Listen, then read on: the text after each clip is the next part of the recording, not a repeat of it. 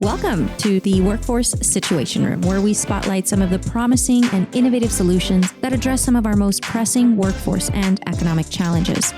Our mission at Workforce Solutions Borderplex is to power businesses to prosperity by empowering people with tools and opportunities to reach their potential in the workforce. I'm Bianca, your host, and I stand alongside our ladies of leadership at Workforce Solutions Borderplex with Leila Melendez, our CEO, Alma Aranda, Workforce Development Director, and Karina Castillo, our Senior Research Analyst. In this room, we all believe every situation has a solution. For today's episode, here's the situation. So we're here today to kick off our Women in Economic Development series with the Workforce Situation Room. I'm here with Laura Butler from Pioneers 21, and joining us as well is Leila Melendez, our CEO, and I'm Bianca, your host. And we're really excited to have Laura here with us to tell us a little bit about what it is that she's doing in the El Paso community when it comes to advancing business and advancing economic development. So can you give me a little bit of what a day in the life is like for you, Laura, as far as how it goes with Pioneers 21? Sure. Thank you, Bianca and Leila. I appreciate you all taking time to do this with us. So a day in the life is so fun. I have to say at Pioneers 21, what a difference to be able to just be here and supporting the community, right? But it's a lot of work, but it's just work that just really helps us. I think for me, a day in the life, I just make sure that I take care of three personal pillars. One is our people, our client experience, and operational excellence. And those are just, when you ask me about a day in the life as an executive director for Pioneers 21, those are three things that I take to heart. Because number one thing is, for example, this morning, two of my team members came in, and one is my program coordinator, and then our intern.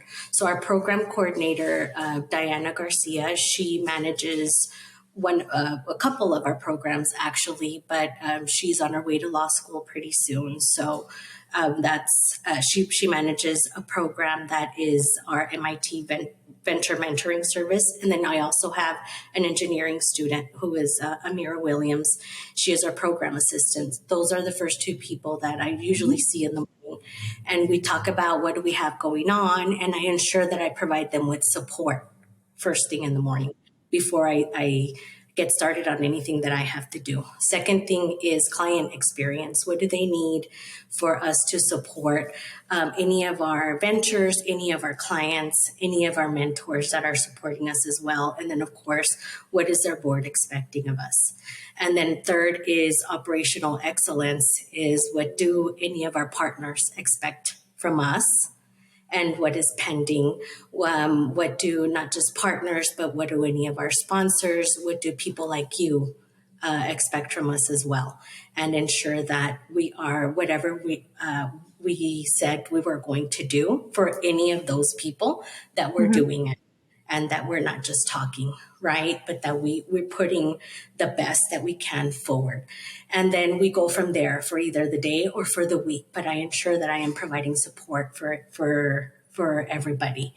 And it's not an easy job. It's not 9 to 5, but it is a fun job because I get to talk to people like you all the time. So expanding a little bit on the clients that you were talking about, I noticed that Pioneers 21 calls themselves a business incubator. So tell me a little bit, for the listeners that haven't heard of Pioneers 21, what it is that you're doing for businesses locally. So we are a nonprofit organization and business incubator. So we support tech and non-tech businesses. So far, since 2011, P21 has housed and supported over 145 ventures. So formally known as a hub of human innovation. The first director was a woman, Kathy Swain, and she was UTEP's director of clean energy. So we are a participant in the development of our emerging economy by encouraging startups to innovate, launch ideas into self-sustaining businesses. So we're one of the first and longest running incubators in the region. And we are a center that provides affordable, welcoming space with valuable resources and connections. So we're a place where people convene. And I believe that you create genius with a collective. And that is what the intention of an incubator should be. So our areas of focus include business mentoring and accelerators, venture and entrepreneur focused events, and building a collaborative system through civic engagement. So we get to meet all kinds of just innovative and creatives from all over the region. So we get people, I mean, just last week we had our, well, actually, let me start with this. We launched P21 Venture Mentoring Service actually a year ago this month. Yay! We're so excited. We we launched that service and it is actually licensed by MIT. And I'll tell you a little bit more about that in just a little bit. But you asked about what kind of entrepreneurs we see. So I'll tell you, we've learned about geothermal digging and how, depends on how deep you dig into the ground that could cause this seismic tremors, right? We learned about the how to read that, and just how people are in our region are working together to be able to launch businesses that are interested in doing that to just create and save on heat on how to find heat, right? That can help us save energy, right? Create energy from that. And they're scientists and people from our electric company are just so interested in being mentors to these entrepreneurs that are helping with that. Helping start those companies. So super interesting, right? I didn't think I would ever use some of those words, but here I am using them, right? As a banker, 15 years ago, what did I know I was going to be using those words? No. And then I, just had our pitch challenge. I saw somebody use a drone that they built. They, this gentleman moved from another city because he saw what was happening in our region. And he said, I went to El Paso and I've been building these and I've received so much support from the region that I'm going to make El Paso my home. He studied at UTEP and he said, I'm staying here. So through our P21 BMS, he's received support from several mentors. And he said, I'm staying in El Paso and I'm going to continue my studies at UTEP. And we saw him just manage these drones with his hand. And the drones are the size of his hand. Wow. And I wouldn't have seen that if I was working anywhere else. Right. And so we've just created this wonderful community of mentors and this wonderful community of creatives that come in for support and they say, this is the type of incubator that I want to be at, where we're just helping each other and finding support for them to be able to grow their companies and launch them. We still have a lot of work to do, right? So the problem is that 90% of innovative technology businesses fail. Is that from lack of support or just Yeah, it is from lack of support. It is because they, 20% of them really, the failure rate is like the first year. They end by the end of the first year, they run out of money, right? By the end of the first year, they either run out of money, their investors decide that they no longer want to do, they no longer want to support the idea, right? So Working in the financial background, I worked with business owners across the country experiencing the top reasons why owners fail. And of course, access to capital, lack of business knowledge were the top two reasons. So this is why I founded the current P21 accelerator programs and venture mentoring service to help bridge those gaps. And you probably may have heard from Natalie Littlefield that we worked for about a year on the financial accelerator program that turned out to be just a wonderful venture together. And everyone seeks support from an incubator because they need access to capital, key connections, and technical support with low risk and low cost, right? They come to a nonprofit saying, I need money. And I'm thinking, so do we. So let's work on this together, right? So we address those needs with our services. So June of 2021, I was a month in the role. And after working for a Fortune 500 company, I saw the opportunity to license Pioneers 21, as I mentioned, with the MIT Venture Mentoring Service. People thought I spent $20,000 licensing Pioneers 21 through MIT. I didn't. That was actually the first deal that I closed as a director. Wow. It cost me a quarter of that. I Wow. brokered that deal with MIT, and I said I can't pass it up. We were there. That offer was on the table. I said I'm going to work myself off until go back and forth and say let's do this.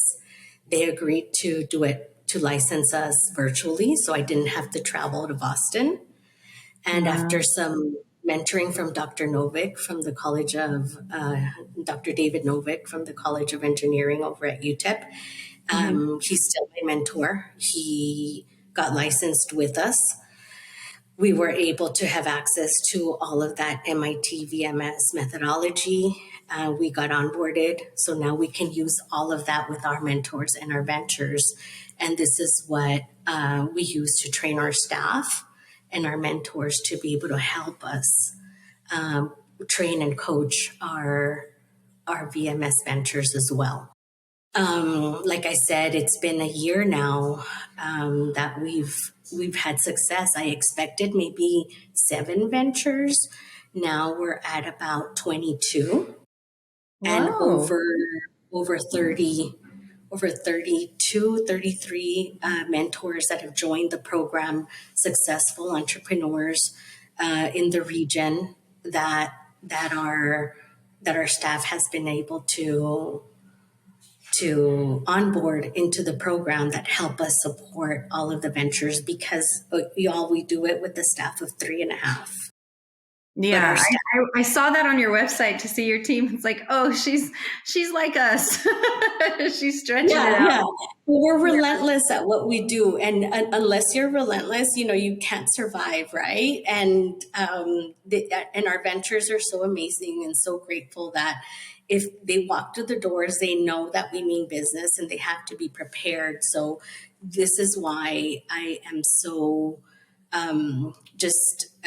focused around how our people, client experience, and operational excellence, because every day when we're driving home I think of, did we help somebody today? Yeah. Were we able to support somebody today? Laura, you just said something, and I want to jump on that a little bit, but you just said that you all are relentless. And you said, unless you're relentless, can you say that again? We can't survive in the business, right? So, and I think that that's such a big part of your role in leading this organization is, and something I want to take it kind of back now to you as the leader, as a person, as a woman that shoulders this responsibility to always be relentless and leading a team, even though it's 3.5 people, it's 3.5 people that you've got to be, you've got to always be at this level of performance because your customers and your community, tell me about like your sense of responsibility for this, for what you're doing for the community, for your customers, and for your people, right? What that feels like for you, and then how you maintain that. How do you maintain that level day after day, hour after hour, and then across, not even just in this community, but especially outside of this community?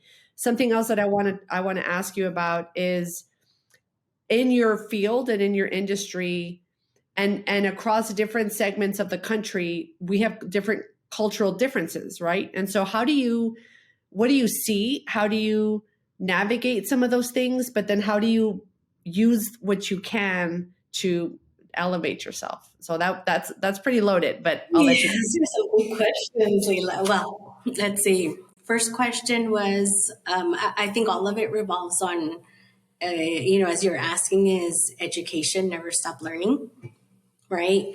And humility, a lot of humility, right? Is I have to continue learning, continue to get mentoring myself as well. One thing that I do is ensure that I mean, of course, always a tight calendar, but ensure that I make time to get training for myself, right? Is what is new out there, right? So, this week, all I keep thinking is I need to, if I can't get to South by Southwest, I have to at least get myself and my team. We have a pass and select what we can observe online, so we know what's happening out there, not just in the region but globally. Right, we need to be ahead of what's happening globally, so that because this is why people come to an incubator. We have to be ahead of the game, 100 steps ahead of the game. And when people say, "Have you heard of this?" Right, we need to have already have heard of it. Right. Right. So we need to know, we need to be ahead. We need to train ourselves. So that's one thing is a lot of training, a lot of education, and do it with a lot of humility. And if we don't know, then I need to ask, can you show me? Simply is things as simple as what we're doing right now. All I'm thinking is I need to reach out to Bianca because she needs to show me how to do this later on myself. Right. Things that simple. Right. The other thing is, if you're referring to, as a Latina woman and being on platforms, something not new to me, right? Because as working in a Fortune 500 company, when I was at times the only Latina in a conference room, I talk about it all the time with my team, especially in the financial industry. Something I was used to, and something I learned very early on is that as a woman, as a Latina, I have a voice, and it is other people's privilege to and not just privilege, but it is up to other people to want to listen, right? And it is up to them to want to be on my platform. And it's that simple. But I do have a voice, and I am not afraid to use it. Excellent. So the last thing that I'll go back to that last point is, in the field of economic development, what have you seen? Have you seen an evolution, a shift, or a progression in one way, or a resistance in another? What are some of the things that you have seen since you just started in this field to now? What are some of the things that have made a mark or an impact to you that you are taking that opportunity, and in other ways you're in another sense you're battling against? Couple things. One is I think when I first started as a director, I saw the more opportunity to collaborate. Right, I saw a lot of other directors or other organizations asking, well, what's the difference between you and this other organization? Right, and what type of technical support do you offer versus this other organization? And to me, I always thought, well, I need these other organizations to exist. I don't need them to go away. I need them to exist because an incubator is only as strong as its community, right? We're a great place to start, but we need other organizations to exist, such as, small business development centers, such as chambers. That only makes a community stronger. We're not in competition, but I need them to exist in order for us to grow as a community. And I think that those collaborations just need to get stronger, and I see that they are. One example is we just applied for a MBDA grant with UTEP and a few other organizations. And I think that if we do get that grant, that's just gonna, that's just really gonna put a mark on how this ecosystem is just getting stronger, and we're going to continue to grow, and how we want to ensure that UTEP gets stronger, but that also the organizations around us want to work together and build for our entrepreneurial ecosystem. Very good. And with the strength, talking about strength, Laura, and you mentioned a little bit about how you have to be ahead of things and know about what these entrepreneurs or innovators are bringing to the table. So you, even whether you know or not, you're being presented these ideas, these ventures, and you're kind of getting like a look into the future, right? Like you're getting to see what's coming. What are some of what do you see happening for the economy when you get to see this stuff? How do you see that? Like, what do you feel when you say, oh my gosh, here's this drone, or here's this, what did you call it? Something digging, like geothermal digging, like all this stuff you're getting to see. And it's almost like you're getting to see the future, and you're getting to see what's happening with the economy locally, the community, the development. So what's that like? And how do you see this from a big picture standpoint impacting us 10, 20, 30 years down the line? It's very overwhelming because I see what the future could be, right? And then sometimes I see the news, what's happening locally, and it's so overwhelming because if I could only grab what was happening in the news and then let them see what is happening, and I could say, come on, we could do better. You have to think about education and how I wish that, our city, our state could just say, we need to put a lot of funds towards education and allow our youth to see that future, and what a bright future there could be ahead of us. How you as a young Latino could be an astronaut, as a young Latina could study engineering, could study math, and this could get you this bright future. I think that if they could see what I see here, and what is being formed, and and just talk and build more, if we could just build more platforms and take these people out there and show them what we see here all the time, I think that things could just be so different. If we could just build more of these platforms. But I think about those two things together because I didn't grow up privileged, right? My parents were factory workers, and I didn't have that, that upbringing where, I always saw a clear future, but my parents always ensured that education was the key. No matter what, that I had a bright education, and they always worked hard for us to have an education. And that's actually why they worked so hard, is so the three of us would have an education paid for. But if they could just see that, I think things would be so much different. I think that is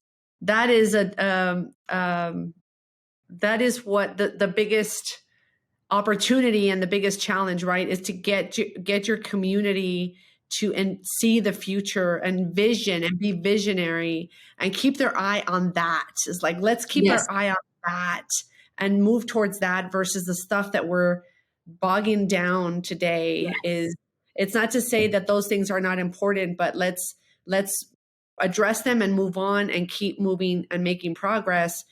And then having faith in our youth versus Yes. Versus criticizing or saying, oh, they're not ready, or having faith in them and putting energy behind them to get us to the future, not us bringing them along. And it's a completely different perspective that I really admire in you. And I think those are the things that those are the reasons why you lead the organization that you lead, because that vision and that passion is what your customers and your community deserves. And so I think it's really special. And what you said about collaboration, I think that is something that is innate in women, especially, where I've also seen this in our community over the years, is we're much more collaborative. And I think it's because there's so many more of us women at the helm, and we're not, like you said it, we need one another more than we need ourselves and our other organizations to exist so that the community can progress. It's not a competition. We actually do need one another. So we need to collaborate. And we as women leaders aren't afraid of that collaboration. Mm-hmm. We seek it. And I think that's part of the unique magic that is happening here in El Paso, that I really want us to, be very aware of and embrace it and utilize it. I think this is our platform in this community as women leaders, that we have this stage, we have this platform and this foundation. We really need to maximize it because it's pretty special in this region. So I really cool stuff that you're sharing. That's really resonating. Thank you. Laura, so our name, the name of the podcast, Workforce Situation Room, I'll tell you really quick the backstory of how it came to happen.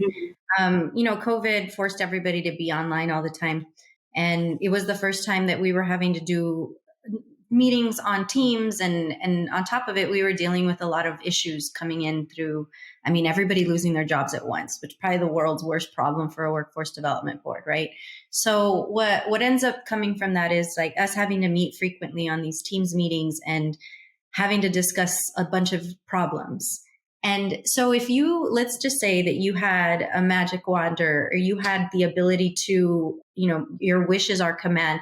If you could ask of anything from the community, from your partners, from anything, what would be something that could happen that would advance your mission, advance your organization, and really make a huge dent into the economic stagnance, just what we're dealing with in terms of population, in terms of limits and barriers? What could be something that you would envision being done to resolve some of the issues that you're seeing from your standpoint, from your perspective? But let's see, I had a feeling you might ask something like that. And I saw, this weekend I was actually watching, when you turn on the news and then all of a sudden it's like Spectrum News is on. Uh-huh. And I saw that in the Rio Grande Valley, I believe, they just opened up this huge incubator, and I don't know how it was funded yet, but I will find out.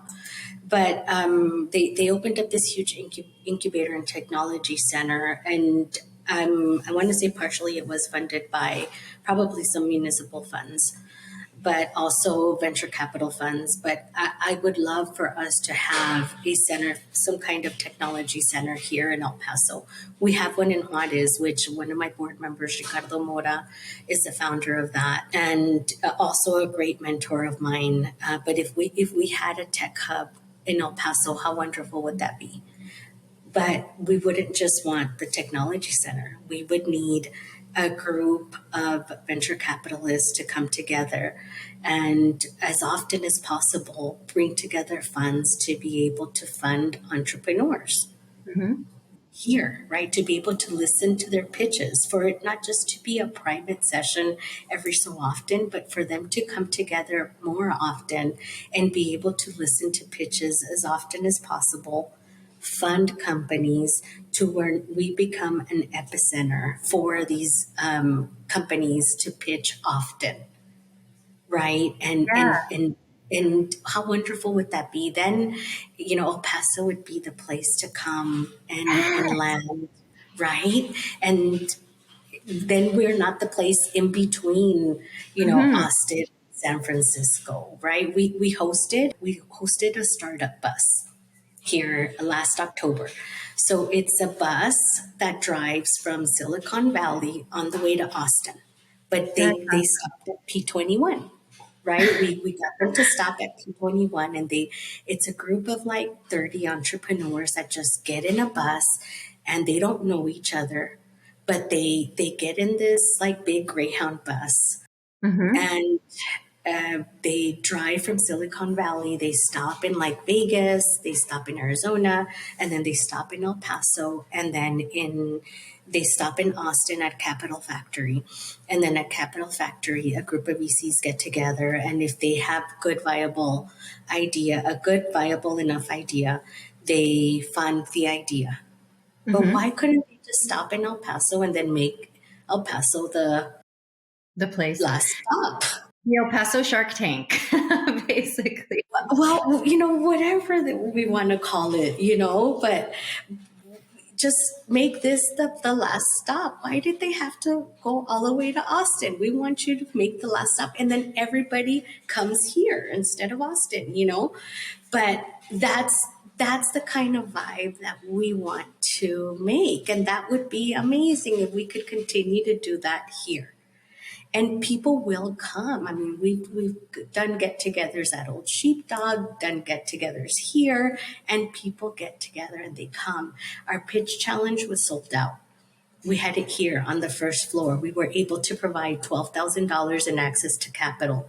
First and second place were women ventures. Wow. We were Love it. able to provide them $10,000, and third place to a male venture for $2,000, and it was sold out on a Saturday morning. My board thought they're not coming on a Saturday morning. And I said, well, let's try it. And they did come, and it was sold out. People will come because it's new, it's exciting, it's fun.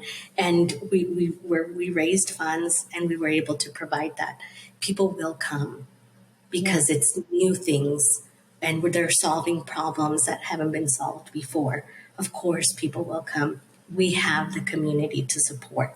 So that would be my magic wand, if I had one, is that we need to just have a bigger place, raise more funds for that, to be able to come together. But we need a tech hub for that. And what is it that attracts venture capitalists now to some of the people that you're presenting and proposing? I had feedback actually from a couple of them that showed up to Financial Accelerator and to the pitch challenge, is that they want it to be fun. That's the Hmm. top. They didn't realize how fun it was, and they didn't realize that talking to the ventures, even after, right, the networking after, talking to these smart people would be so great. And that Wow. they didn't know, okay, I didn't know that these guys were around. And to me, I'm like, well, just come hang out with us. I mean, we're here. And to me, it just told me I have to do this more often. I just need more funds to do it. Okay, good to know. Good to know. Because, I mean, our goal, our mission is outside. I mean, obviously it's to develop the workforce, but big picture is economic prosperity, right? And that all kind of, it trickles down.